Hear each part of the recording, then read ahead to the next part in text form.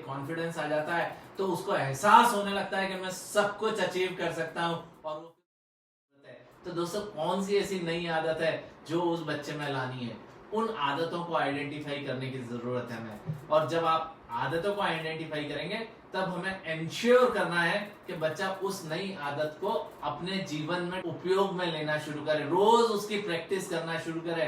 3R का एक formula याद रखिएगा दोस्तों।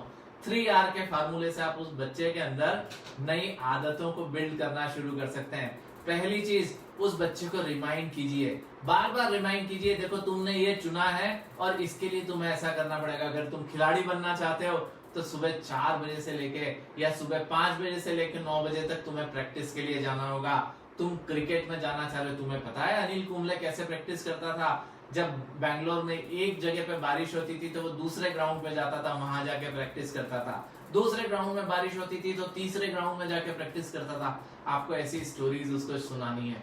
जब आप रिमाइंड करते हैं तो वो उसके रूटीन का हिस्सा बनना शुरू होता है। थोड़ा सा पेन हमें भी लेना होगा, उसे उठाने के बाद उसको समय पे नाश्ता कराने के बाद हो सकता है आपको उसको ग्राउंड तक लेके जाना पड़े।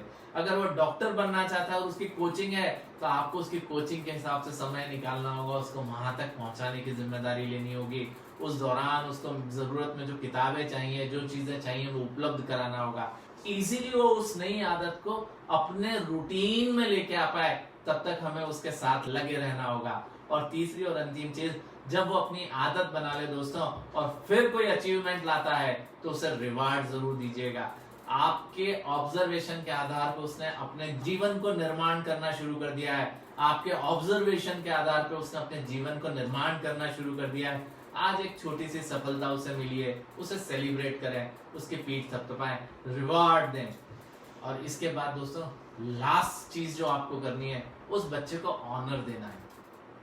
ऑनर देने से क्या होता है, जब आप उस बच्चे के आत्मसम्मान को जीवित रखते हैं, जब आप उस बच्चे की चीजों को स्वीकारना शुरू कर देते हैं, जब आप उस बच्चे के मत को स्वीकारते हैं, उसकी बातों को मानना शुरू करते हैं, उसके अंदर कुछ फीलिंग्स आना शुरू होती हैं। पहली चीज, उसे प्राइड वाली फीलिंग आती है कि यहाँ पे मुझे स्वीकार आ जाता है, मैं जैसा हूं मुझे वैसा स्वीकार आ जाता है। दूसरी बात, जब हम उसकी भावनाओं की कद्र करते हैं, जब उसके विचारों का सम्मान करते हैं, तो बच्चा हमारा रेस्पेक्ट करना शुरू करता है। तो रेस्पेक्ट की अहमियत वो समझना शुरू करता है, वो केयर करना शुरू करता है, क्योंकि आप उसकी केयर कर रहे हैं, आप उसके रूटीन के हिसाब से अपनी चीजों को बदल रहे हैं, तो वो हमारी केयर करना शुरू करता है। बहुत सी अच्छी आदतें दोस्तों हम बच्चे में इस तरीके से डेवलप कर लेते हैं।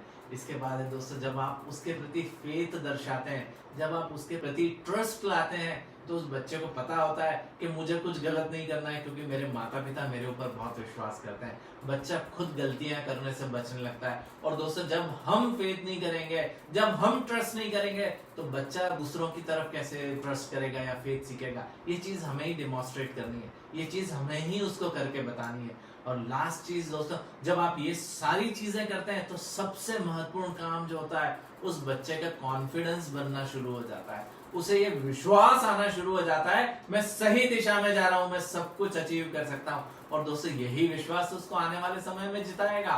तो सबसे इंपॉर्टेंट चीज है, क्योंकि दोस्तों एक चीज अंडरस्टैंड कीजिएगा, जब बच्चे को ये विश्वास आ जाता है, ये कॉन्फिडेंस आ जाता है, तो उसको एहसास होने लगता है कि मैं सब कुछ अचीव कर सकता हूं। और वो फिर उसको अपने पैशन को पूरी एनर्जी के साथ, पूरे एंथुजियाज्म के साथ फॉलो करना शुरू कर देता है। और दोस्तों अब आ जाती है हमारी फाइनल स्टेप। जब आपने ये सब चीज कर लिया, आपको अपने सारे ऑब्जर्वेशन को उस बच्चे के साथ शेयर करना है, अपने सारे ऑब्जर्वेशंस को बच्चे के साथ शेयर करना है। तो पहली चीज आपको क्या करनी है, पहली चीज आपको करनी है, उस बच्चे का लाइफ का पर्पस क्या है, आपने उसके गोल कैसे आइडेंटिफाई करे, वो उस बच्चे के साथ शेयर करना है। दूसरी चीज, आपने जो शुरू में 2 उसकी प्राइम क्वालिटीज निकाली थी, वो उस बच्चे से शेयर करना है कि मैंने तुम्हारे जीवन में ये 2 प्राइम क्वालिटीज देखी है, तुम इसमें बहुत अच्छे हो।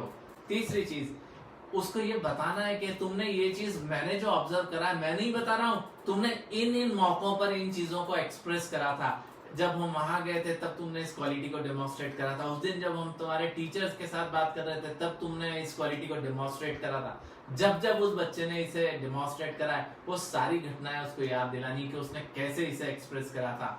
चौथी चीज आपको करनी है, जब आप इन घटनाओं, इन सारी चीजों को लेके बैठे तो उसके विजन को क्लियर करने की कोशिश करें। देखो आपकी ये दो प्राइम क्वालिटीज जो मैंने देखी थी, जो तुमने करियर चुना है, आने वाले समय में कौन कौन सी एग्जाम तुम्हें फेस करनी पड़ सकती है, और जब तुम उस एग्जाम को क्लियर करोगे तो तुम कहां तक जा सकते हो, इसमें कैसे कंपटीशन को तुम्हें फेस करना है, ये सारी चीजें आप उस बच्चे से शेयर कर सकते हैं। इसके बाद क्या होगा दोस्तों, जब आपने उसके गोल को दो हिस्सों में कर दिया, एक क्वालिटीज आपने आइडेंटिफाई करी थी, प्राइम क्वालिटीज आइडेंटिफाई करी थी, उसको एग्जाम भी बता दिया किस एग्जाम के साथ वहां जाएगा, इन चीजों को अलाइन करें।